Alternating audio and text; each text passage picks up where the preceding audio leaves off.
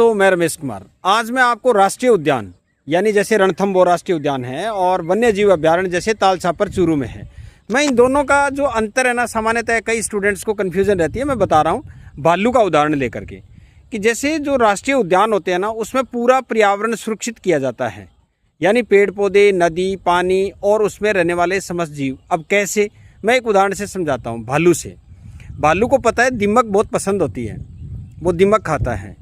अब आप देखिए, अगर कोई राष्ट्रीय उद्यान के अंदर अगर कहीं पर आंधी तूफान से अगर कोई पेड़ गिर जाता है, टूट के गिर जाता है, तो वो अपने आप, उसके दीमक लगेगी, गलेगा, जैसा भी होगा वो अपने आप नष्ट होगा। अब उसके जो दीमक लगेगी वो भालू खाएगा। कहने का मतलब एक जीव दूसरे जीव पर पूरी तरह निर्भर रहता है उसमें। ये राष्ट्रीय उद्यान के अंदर एक विशेष खासियत होती है। और उसके जो खाद्य श्रृंखला होती है, खाद्य जाल, जो फूड चेन होती है, उसको डिस्टर्ब नहीं किया जाता नेशनल पार्क के अंदर। जबकि वन्य जीव अभ्यारण्य में मुख्य फोकस किस बात पर रहता है कि उसके अंदर जो रहने वाले जो जीव हैं उनको पूरी तरह से सुरक्षा मिले। ये वन्य जीव अभ्यारण्य की खास बात होती है।